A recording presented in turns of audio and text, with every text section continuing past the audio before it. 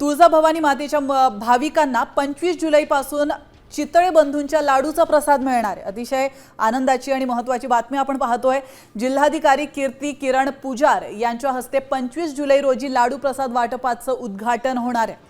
तर तुळजाभवानी मंदिर संस्थानच्या सभागृहात आज पार पडलेल्या बैठकीत अखेर मुहूर्त ठरलेला आहे आणि 25 जुलै ही तारीख फिक्स करण्यात आली। तर आपण पाहतोय अतिशय महत्त्वाची बातमी आहे। महाराष्ट्राची कुलस्वामिनी आई तुळजाभवानी देवीच्या भक्तांसाठी ही आनंदाची बातमी आहे।